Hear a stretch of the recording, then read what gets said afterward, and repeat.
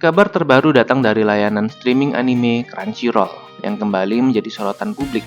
Namun kali ini kontroversi yang muncul bukan hanya soal dugaan kebocoran data, melainkan karena banyak penggemar anime internasional baru menyadari sesuatu yang cukup mengejutkan.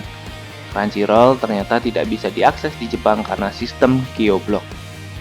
Perbincangan ini mulai ramai di platform X, setelah sejumlah pengguna mengungkap bahwa layanan tersebut memang sejak lama tidak tersedia di Jepang, akibat pembatasan lisensi.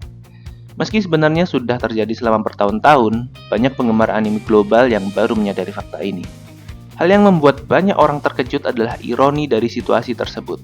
Crunchyroll selama ini dianggap sebagai wajah utama streaming anime di dunia, tetapi justru tidak dapat digunakan di negara asal produksi anime, yaitu Jepang. Fakta ini kemudian memicu diskusi lebih luas mengenai bagaimana sistem distribusi anime sebenarnya bekerja. Di Jepang sendiri, sebagian besar anime biasanya dilisensikan ke layanan streaming lokal seperti The Anime Store dan berbagai platform domestik lainnya. Karena itu, Crunchyroll lebih difokuskan untuk pasar internasional, bukan untuk penonton di Jepang. Kondisi ini membuat banyak pengguna menyebut adanya semacam tirai tak terlihat antara konsumsi anime di Jepang dan di luar negeri.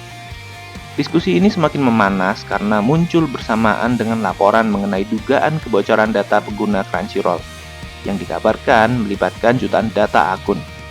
Akibatnya, perhatian publik tidak hanya tertuju pada keamanan platform, tetapi juga pada bagaimana Crunchyroll beroperasi secara global. Beberapa pengguna juga menyoroti perbedaan antara versi anime yang ditonton penonton internasional dengan versi Jepang, seperti perbedaan subtitle, perubahan dialog, hingga kemungkinan sensor. Karena penonton Jepang biasanya tidak melihat versi ini, sebagian pihak menilai bahwa ada jarak antara kreator asli dan pengalaman penonton global. Namun di sisi lain ada juga yang menilai bahwa situasi ini sebenarnya bukan hal yang baru. Sistem lisensi regional memang sudah lama menjadi standar di industri anime. Platform seperti Crunchyroll memang dibuat khusus untuk mendistribusikan anime keluar Jepang, bukan untuk pasar domestik.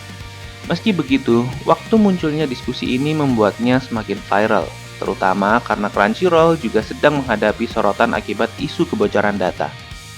Hingga saat ini, Crunchyroll belum memberikan pernyataan resmi terkait kontroversi terbaru mengenai akses layanan mereka di Jepang.